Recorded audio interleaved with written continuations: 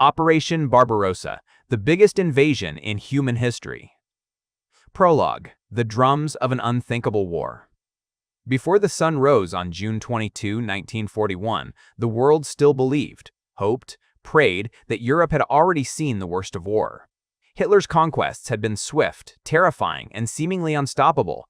Poland in weeks, France in a matter of days, the Balkans crushed like fragile glass. But the storm clouds gathering over the eastern horizon promised something far worse. More than 3 million German soldiers, supported by 3,000 tanks, 7,000 artillery guns, and thousands of aircraft, stood ready along a frontier stretching from the Baltic Sea to the Black Sea. It was not an army, it was a steel continent. Behind that horizon lay a land of snow and smoke, the Soviet Union. Vast, wounded, unpredictable, yet immense in its potential for survival. The German commanders called the coming operation Barbarossa, after the medieval emperor who led crusades across Europe. But what they were about to unleash was unlike anything the world had ever witnessed. It would become the largest invasion in human history, and one of the most brutal. And it began in silence. A silence so heavy it felt like the world was holding its breath. Chapter 1. The night before the storm. On the western banks of the Bug River, the German infantryman Adler Weiss crouched behind a thick bush. His fingers trembled inside worn leather gloves as he checked his rifle for the 10th time. He wasn't afraid of war. He had already tasted it in France. He was afraid of this war, the kind that felt too big, too ancient, too inevitable. Beside him, Sergeant Karl Brenner, a hard-faced veteran with scars across his cheek, whispered, "Can you feel it, Adler? The air is heavy." Like the earth knows what's coming. Across from them, the river reflected the pale glow of the moon. On the other side stood Soviet border posts. Quiet, seemingly calm, unsuspecting. Adler swallowed. "I heard rumors," he said quietly. "They say the Soviets won't be ready. They won't last a month." Karl scoffed. "Rumors are for children. This is Russia. Nothing ends fast here." In the distance, faint thunder rolled. Not from clouds, but from steel. The German tanks were lining up. At precisely 03:00, a messenger ran along the trench, his voice hoarse. "Stand by. 10 minutes to 0 hour." Adler's heart pounded. 10 minutes before the world would change. 10 minutes before millions of men were thrown into the jaws of winter, fire, and death. 10 minutes before Hitler challenged an empire stretching 11 time zones. He looked at the Soviet side again. A lone border guard lit a cigarette, oblivious to the tidal wave about to crash upon him. Adler whispered, "God forgive us." Chapter 2. Kremlin Shadows. Hundreds of kilometers away, in the dim corridors of the Kremlin, Joseph Stalin sat alone in his office. The clock ticked like an executioner's footsteps. Reports had flooded in for weeks: German troop buildups, railway movements, spy warnings, British intelligence alerts. And yet Stalin refused to believe it. He had signed the non-aggression pact. He had given Hitler oil, grain, steel, everything to prevent this exact moment. Invading the Soviet Union made no sense. "Hitler is not a fool," Stalin muttered to himself. "He will not fight a two-front war." But as he stared at the map of Europe inked with borders he knew could vanish in a heartbeat, he felt an unease he had not felt since the purges. His generals tried to warn him. His diplomats begged him to mobilize. But Stalin had convinced himself that Hitler would keep his word. Now, in the early hours of June 22nd, he sat in silence, unable to escape the feeling that something unimaginable was moving toward him. A slow, crawling horror, the kind that begins before dawn. Chapter 3. The invasion begins 03:15 a.m. A signal crackled through the German lines. Dortmund, Dortmund, Dortmund, Dortmund. The code word. From the northern forests to the southern plains, the German army ignited into motion like a steel serpent awakening from slumber. Artillery thundered. Machine guns roared. The sky filled with the scream of aircraft engines. The greatest invasion in human history had begun. Adler flinched as the first artillery shells screamed overhead. The night exploded into blinding flashes. The ground shook as if the earth itself were roaring. "Forward!" Karl shouted. "Move! Move!" Adler leaped over the trench, boots splashing through mud. The air smelled of smoke, blood, and shattered earth. Across the river, the Soviet border guard who had lit a cigarette moments earlier stood frozen eyes wide before a shell hit the outpost behind him, engulfing it in flames. As Adler's unit sprinted across the riverbank, the guard raised his rifle, trembling. For a brief second, Adler hesitated. The guard fired. The bullet whistled past Adler's ear. Karl returned fire. The cigarette fell from the guard's lips as he collapsed. Adler stumbled, shaken. This was real. This was happening. Europe was burning again. Chapter 4. The sky falls above the battlefield. The Luftwaffe dominated the dawn. Stukas dove like hawks, their infamous sirens screaming. Soviet aircraft, caught on the ground in neat, unsuspecting rows, erupted into fireballs as German bombs rained down. In Minsk, 600 kilometers east, a young Soviet pilot named Sergei Antonov was asleep in his bunk when the first explosions shattered the morning calm. He bolted upright, heart racing. "Air raid! Air raid!" someone screamed. Sergei ran outside just in time to see his airfield engulfed in flames. Dozens of Soviet planes, Polikarpovs and MiGs, were being destroyed before they ever left the ground. German Stukas swooped low, their shadow passing over Sergei like the wing of death. His commander shouted, "All planes that can fly, take off immediately." But as Sergei reached his aircraft, he froze. A bomb had already torn off the right wing. His plane was useless. His war barely started, was over. But the real fight for him was just beginning. Chapter V. The Red Army. Awakens on the frontier, the Soviet soldiers were waking to a nightmare. Private Alexei Volkov, stationed near Brest Fortress, was thrown from his cot as the walls shook. He scrambled to his feet and ran outside. The sky was burning. Artillery shells crashed into the fortress walls. Smoke choked the air. "What's happening?" a soldier yelled. "It's the Germans! They're attacking!" Alexei grabbed his rifle and looked toward the horizon, only to see German infantry swarming across the river, their silhouettes illuminated by flames. Fear surged through him, but something stronger rose within him too: anger. His father had died fighting in the Civil War. His mother had starved during the famine. His homeland had suffered enough. He steadied his rifle. "If they want to fight," he growled, "we will give them hell." Chapter VX. The First Clashes. By mid-morning, the front was chaos. German tanks, sleek, fast, deadly, punched deep through the Soviet lines. Columns of smoke rose from burning villages. Railway stations were seized. Bridges fell. Roads clogged with retreating civilians and soldiers. Yet, the Soviet Union did not collapse. Not instantly. Not like everyone expected. In the forest near the frontier, Alexei Volkov and a group of surviving soldiers set up an improvised defensive line. German infantry approached, confident and well-coordinated. But the Soviets fought like cornered wolves. Grenades exploded among trees. Rifles cracked like breaking branches. Blood soaked the forest floor. When the firefight ended, Alexei's arms were trembling from adrenaline. But they had stopped the Germans briefly. "Maybe," Alexei whispered, "they're not invincible after all." Chapter 7. The Floodgates Break. By noon on June 22, 1941, the eastern sky was thick with smoke. Entire forests burned. Columns of Soviet soldiers retreated along dirt roads that could no longer bear the weight of war. Civilians fled with carts, bundles, and crying children, stumbling through fields churned by artillery. Operation Barbarossa had only just begun, yet the force of the German blitzkrieg felt like a tidal wave collapsing an old, fragile dam. From his tank turret, German commander Captain Erwin Hartmann watched the world blur past him: ruined villages, shattered outposts, abandoned Soviet guns still warm from recent firing. His Panzer III rumbled across a rickety wooden bridge that shook under its weight. "Faster," Hartmann shouted to his driver. "We must reach Minsk by dusk." The plan was clear: encircle Soviet armies before they could regroup, crush them in pockets, and advance deeper into the heart of Russia. Hartmann believed in the strategy. He believed in the superiority of German training. He believed that speed would win the war. But as he scanned the horizon, mile after mile of endless plains, he felt a strange unease. The land was too big, the distances too vast, the resistance too chaotic to predict. Still, he pushed forward.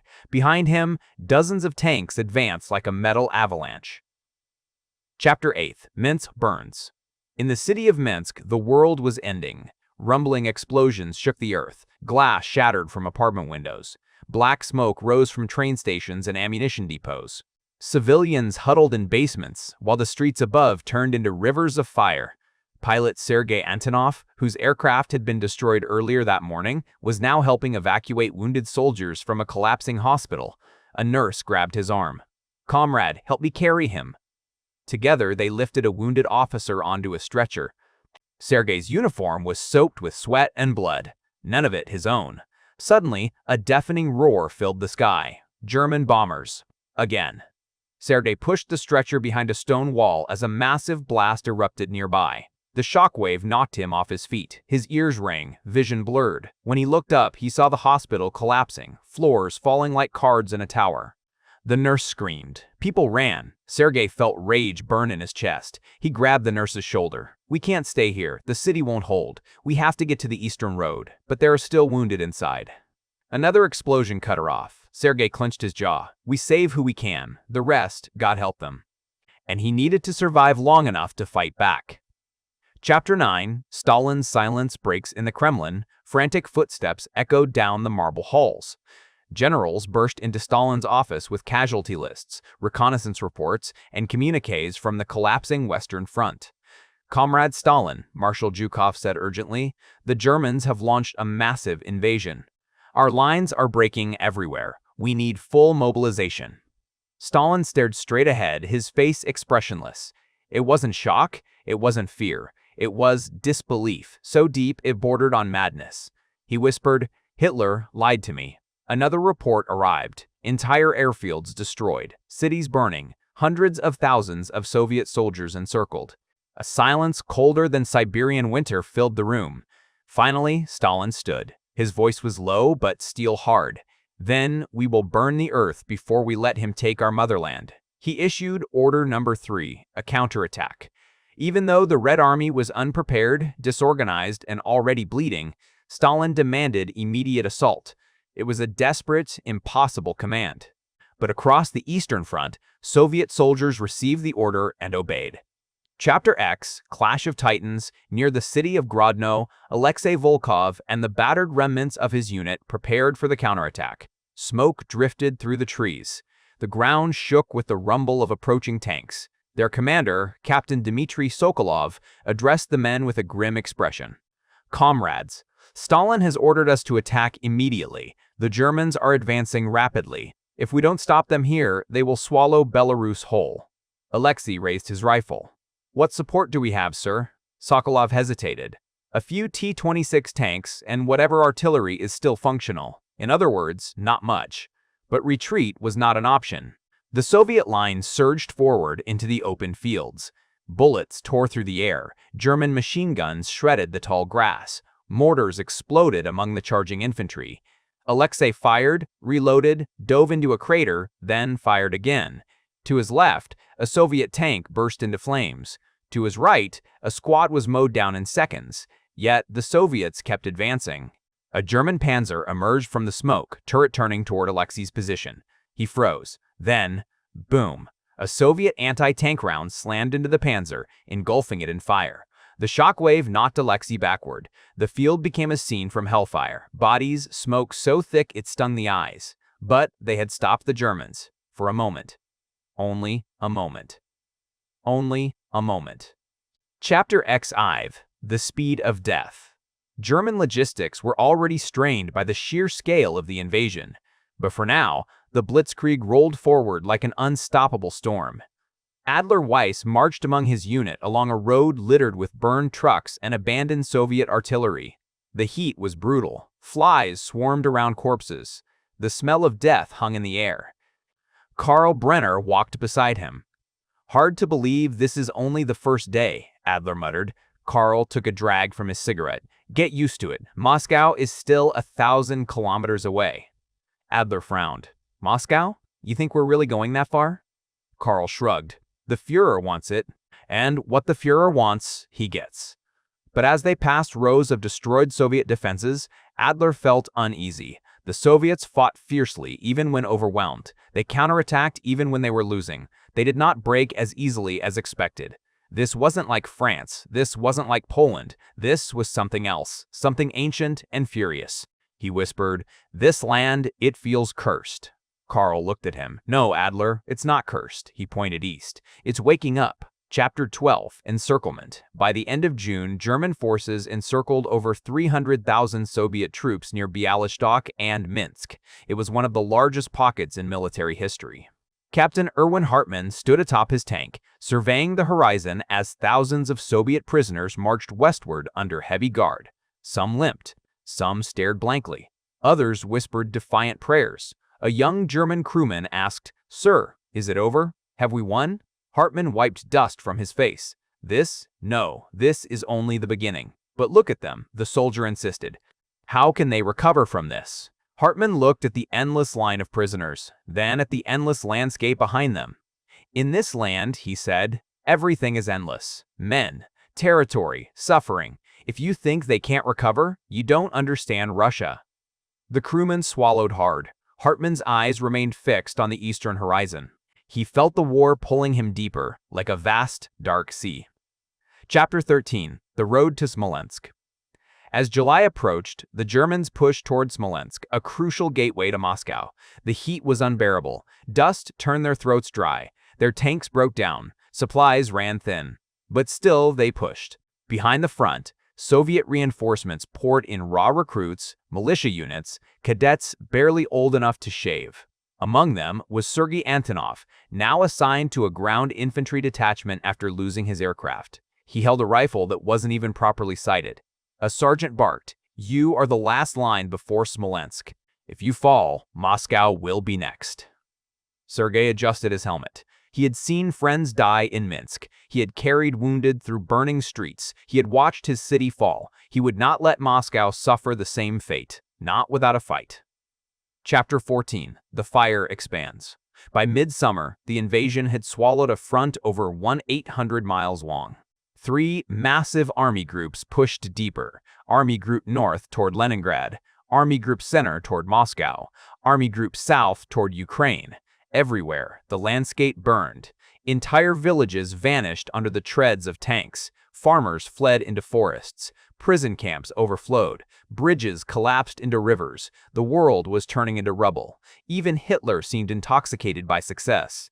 But beneath the surface, cracks were forming. Fuel shortages, stretched supply lines, exhausted troops, unending Soviet resistance. This was no longer a blitzkrieg. This was becoming a war of endurance, a war Germany could not afford. Yet they pushed on, because the Führer demanded it, because victory seemed so close, because turning back was impossible. Chapter XV, The Gateway to Moscow.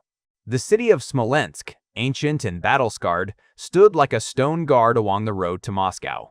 Whoever controlled it controlled the gateway to the Soviet capital, and both Hitler and Stalin knew it.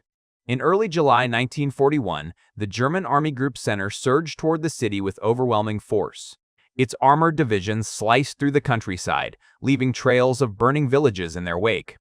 Captain Erwin Hartmann's tank battalion was among the first to reach the outskirts. His Panzer III crested a hill overlooking the city. He lifted his binoculars. What he saw made his stomach tighten. Smolensk was burning. Columns of Soviet reinforcements streamed in from the east. Artillery batteries roared from the city walls like ancient cannons defending a medieval fortress. His radio crackled. "Captain Hartmann, command expects a breakthrough within 48 hours. Hartmann exhaled slowly. 48 hours to break a city that had survived Poles, French, and countless armies before. "Very well," he replied. "To all tanks, prepare to advance." The Battle of Smolensk had begun. Chapter 6, Baptism by Fire. Among the Soviet defenders was Sergei Antonov, the former pilot now fighting as infantry. His unit had dug trenches along the western approach to the city. The earth was dry and hot, and the smell of diesel from burning trucks hung in the air. A young recruit beside him, barely 18, trembled as he loaded his rifle. "Sergei, do you think we can hold them?" Sergei tightened his grip on his weapon. "We don't hold Smolensk," he said. "We hold Moscow." The recruit swallowed. A distant rumble grew louder, then deafening. German tanks emerged through the smoke like metallic beasts, their armor glistening under the harsh sun. Sergei shouted, "Positions! Fire at will!" The trenches erupted in gunfire. Mortar rounds arced through the sky. Soviet anti-tank guns boomed, sending fiery shells toward the advancing panzers. One shell struck a German tank head-on, blowing its turret skyward in a burst of flames. Sergei felt the shockwave in his teeth. But for every German tank destroyed, 3 more rolled forward. The ground shook as the iron tide closed in. Chapter 17, Adler's First Kill. On the northern flank, German infantryman Adler Weiss advanced through a dense pine forest. Sunlight flickered through the smoke. Branches snapped beneath their boots. The forest felt alive. Watching, listening. Sergeant Karl Brenner whispered, "Stay alert. The Soviets are hiding everywhere in these woods." Suddenly, a flash. Gunfire burst from the tree line. A Soviet machine gun nest opened fire, bullets shredding bark and dirt. Adler dove behind a fallen log, heart pounding. "Adler, move left flank," Karl yelled. Adler crawled through the dry needles, raised his rifle, and fired. The recoil jolted his shoulder. He fired again and again until the machine gun fell silent. He stared at his rifle, hands trembling. Karl slapped his back. "Your first kill," he said. "You did well." But Adler felt no pride, only a profound emptiness. He whispered, "How many more?" Karl's expression hardened. "As many as it takes." Chapter Exit. Firestorm in the streets. By late July, the Germans pushed into the city itself. Smolensk became a labyrinth of rubble and fire. Streets were choked with debris. Buildings collapsed under artillery bombardments. Smoke turned the sun red. Captain Hartmann's tank rumbled through a shattered boulevard, dodging fallen wires and burning carts. He opened the turret hatch. At the far end of the street, a group of Soviet soldiers rushed out from behind a crumbling apartment block, firing anti-tank rifles. Hartmann shouted, "Turn turret, left flank." His gunner rotated the turret and fired. The shell detonated in the middle of the Soviet squad, sending dust, bricks, and bodies flying. But the Soviets didn't run. More emerged. Then more. Women carrying rifles, militia fighters with barely any ammunition, cadets from the local academy. Their courage unsettled Hartmann. He had never seen enemy troops fight like this. Chapter 10 IX. Alexei's stand near the southern district of Smolensk, Soviet soldier. Alexei Volkov defended a barricade made of overturned carts, sandbags, and broken masonry. His uniform was torn, his face streaked with soot. A wounded comrade crawled beside him. "Alexei, they're breaking through the central square." Alexei gritted his teeth. "Then we hold here, no matter what." He rose from cover and fired at the advancing Germans. Bullets zipped past him. A grenade exploded nearby, throwing him backward. His ears rang. Through blurry vision, he saw German infantry rushing forward. He forced himself to stand. He fired until his rifle clicked empty. He grabbed a fallen comrade's weapon and continued firing. A German soldier lunged toward him. Alexei swung his rifle butt, striking the soldier's head. They grappled in the dust, rolling, punching, clawing. Alexei seized a shard of broken glass and thrust it forward. The German collapsed. Alexei stumbled away, chest heaving, vision spinning. He had survived. But the city was dying around him. Chapter XX. The Encirclement Tightens. By August, German forces had created another massive encirclement around Smolensk, trapping over 300,000 Soviet troops. Inside the pocket, chaos reigned. Sergei Antonov's unit was surrounded. Food was almost gone. Ammunition dwindled. The wounded lay on stretchers under trees offering little shade. An officer gathered the surviving soldiers. "Comrades, we must break out. Tonight, it is our only hope." The men nodded grimly. That night, under the cover of darkness, Sergei moved silently through the forest with his unit. They crept between German patrols, avoiding searchlights. A flare suddenly lit up the sky. Gunfire exploded around them. Sergei dove behind a tree as bullets tore through the branches. "Run!" someone shouted. He sprinted through the darkness, lungs burning, heart hammering. German shouts echoed behind him. Explosions illuminated the night like sudden flashes of daylight. When dawn finally broke, only a fraction of the unit remained. Sergei staggered to a hilltop overlooking the east. Freedom, escape, survival. He had lived to fight another day. Chapter XXV. Signs of Strain. Despite their victories, the Germans were beginning to crack. Fuel shortages plagued the panzer divisions. Supply trucks were delayed by mud, broken bridges, and endless distances. Horses, Thousands of them pulled wagons through dust and heat. Diseases spread. Exhaustion took its toll. Morale wavered. Adler Weiss collapsed beside a roadside after a 40-kilometer march. His boots were torn, his feet bleeding. Karl Brenner sat beside him. "You see it too, don't you?" Adler asked weakly. Karl nodded. "The land is fighting us, not just the soldiers. The land, the air, the distance." A cold realization settled over Adler. Germany might win battles, but winning this war, this enormous, merciless war, was something else entirely. Chapter 22. Autumn Shadows. By September, Smolensk had fallen. The road to Moscow lay open. At least, that's what Berlin believed. But the Soviets were not defeated. They were regrouping. Reinforcements poured in from the Urals and Siberia, fresh troops hardened by brutal winters. Sergei Antonov rejoined a new division forming east of Smolensk. He received a new rifle, a new uniform, and a new mission: defend Moscow at all costs. Meanwhile, Alexei Volkov, wounded but alive, was evacuated eastward. His arm was bandaged, his face gaunt. As he looked back at the burning ruins of Smolensk, he whispered, "We will return. One day, we will return." And far behind them, the Germans advanced deeper into the Soviet Union, unaware that the real enemy was already on the horizon. Not the Red Army, not Stalin, but something older, something colder, the Russian winter. Chapter 23. The gates of the capital autumn arrived like a suffocating blanket over the front. The heat retreated. The leaves turned red and gold. But the road to Moscow, muddy, broken, stretching endlessly eastward, remained soaked with blood. German commanders believed one final push could end the war, one more offensive, one more decisive blow. Take Moscow, and the Soviet Union would collapse, or so they hoped. From the turret of his Panzer, Captain Erwin Hartmann watched the horizon as his unit prepared for the advance. The wind grew colder every day.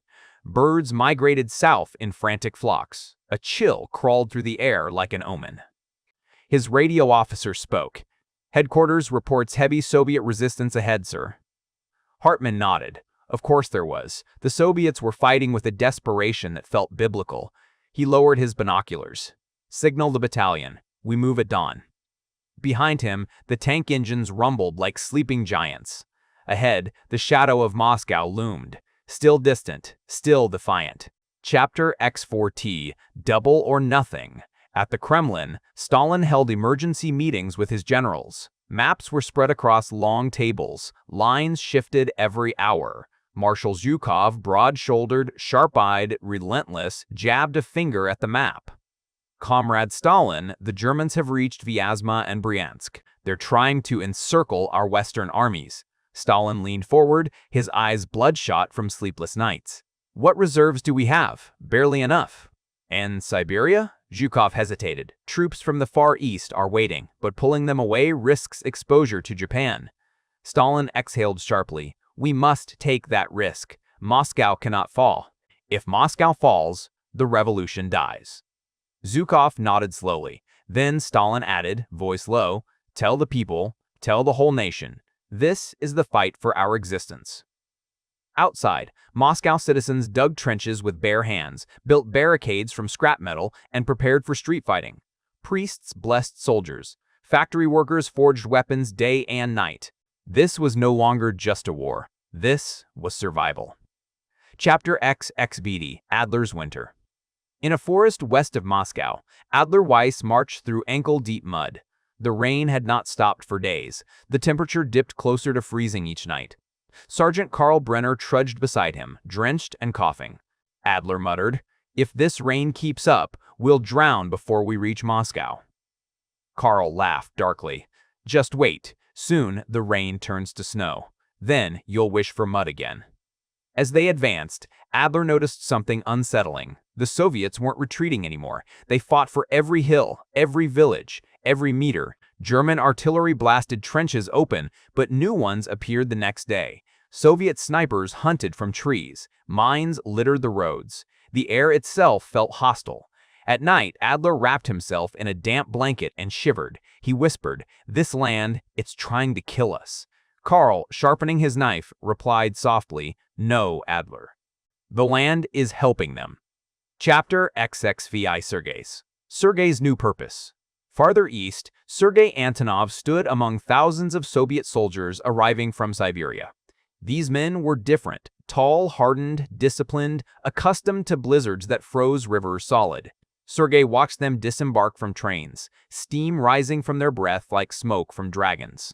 A Siberian officer approached him. "You Antonov?" "Yes, comrade. You're being reassigned. Special detachment. You've survived Minsk and Smolensk. We need fighters with your experience." Sergei stiffened. "What is the mission?" The officer looked toward the west, where distant artillery thundered. "To hold the line in front of Moscow. No retreat, no surrender. If the Germans reach the city, everything ends."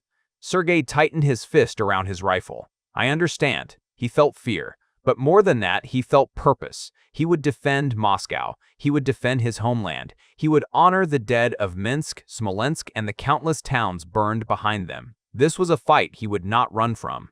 Chapter XXT, The Cauldron of Vyazma. In early October, the Germans launched a massive offensive Operation Typhoon. It was designed to crush the Soviet Western armies once and for all. And at Vyazma, it nearly succeeded. German tanks and motorized divisions swarmed around Soviet lines like circling wolves, closing the trap. Smoke blocked out the sun. Artillery fire turned forests into skeletons of charred wood. Inside the encirclement, Alexei Volkov found himself fighting for survival once more. His unit was pinned behind a blown-out farmhouse. Machine gun fire tore through the walls. Bodies lay scattered across the courtyard. A soldier screamed, "Alexei, they're breaking through the north." Alexei raised his rifle. "Then we hold the south." Bullets slammed into the dirt near his boots. A German grenade exploded nearby, throwing him into a ditch. His ears rang, his vision blurred. He crawled toward cover as German infantry stormed the position. His captain shouted, "Break out! Break out now!" Alexei staggered to his feet and ran with the remnants of his unit. Smoke choked the air. He shoved aside debris, leaped over trenches, ducked under gunfire. A machine gun opened fire behind them. A comrade fell, and another. Alexei clenched his jaw and kept running. After hours of desperate fighting, he emerged from the forest, bleeding, exhausted, but alive. Only a fraction survived. The Battle of Vyazma had cost the Soviets hundreds of thousands of men. But Alexei survived. He always survived. Chapter XXC8, The Weather Turns. In late October, the skies finally cleared. For one day, then the temperature plummeted. Mud froze. Rivers turned to glass. Horses died standing, frozen stiff. Engines failed. Oil thickened like glue. And then, without warning, snow. Endless snow. Endless snow. Adler Weiss awoke to find his helmet covered in a thick layer of white. His breath formed clouds in the air. His fingers felt like wooden sticks. Karl Brenner cursed as he tried to start a frozen engine. "This is madness," Adler muttered. "How do they expect us to fight like this?" Karl shivered. "Ask Hitler." On the next ridge, Soviet artillery opened fire. Shells whistled overhead. Snow exploded in white plumes. Adler dove behind a rock, clutching his rifle. The Soviets were attacking in this weather. In temperatures no human should endure, Adler realized the truth. The winter wasn't slowing the Soviets. It was strengthening them. Chapter XXIX, The Heart of the Storm. As November loomed, both armies approached the breaking point. Captain Erwin Hartmann inspected his tank crews. Men wrapped cloth around their faces. Some had frostbite. Many were coughing blood. He approached his mechanic. "How long can we keep the engines running?" The mechanic shook his head. "In this cold? Minutes, maybe. Hours if we're lucky." Hartmann cursed under his breath. But he knew something else, something worse. The Soviets were preparing a massive counterattack, and they had winter on their side. He looked toward Moscow, invisible behind swirling snow. "So close," he whispered. "We came so far only to be stopped by winter." A bitter thought followed, or perhaps not by winter, but by the Russians. Chapter XXX, Moscow Prepares to Die. By late November, German forces stood at the very edge of Moscow. Artillery thunder could be heard from the city center. German scouts could see the Kremlin towers through their binoculars. Panic spread among the civilian population. But instead of fleeing, they dug deeper. Barricades rose. Militia units trained in city squares. Factories moved underground. subway tunnels became command centers. Sergei Antonov stood on the front line, snowflakes melting on his cheek. His new winter coat, white and thick, kept the worst of the cold away. Beside him, a Siberian soldier grinned. "Cold enough for you, comrade." Sergei exhaled a cloud of mist. "I was born for this." The soldier laughed.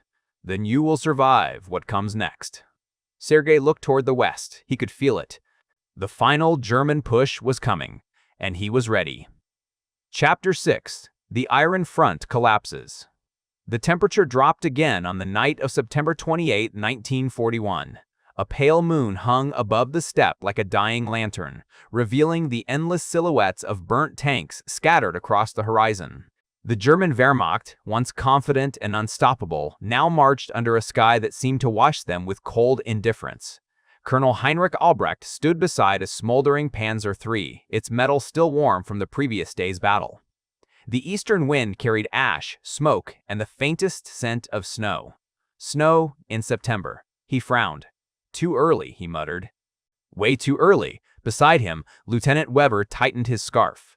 "They say the Russians call it Rasputitsa, Heroberst, the season when the earth turns against every army that marches upon it." Heinrich narrowed his eyes toward the distance. Maybe the earth is not the only one resisting. Because waiting for them ahead, beyond the curve of the Dnieper River, was something far more terrifying than mud or frost. It was Stalin's unbroken will. Chapter 7. KIEV, the Blood Gate.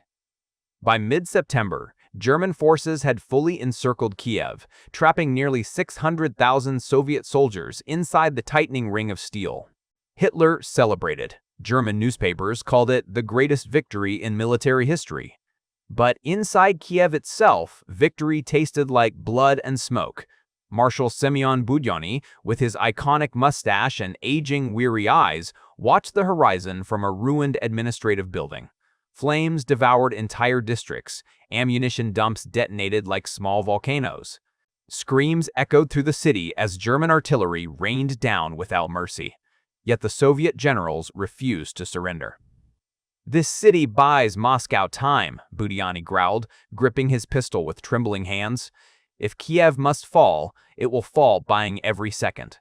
Young Soviet soldiers, many barely 18, fought in the rubble like cornered wolves.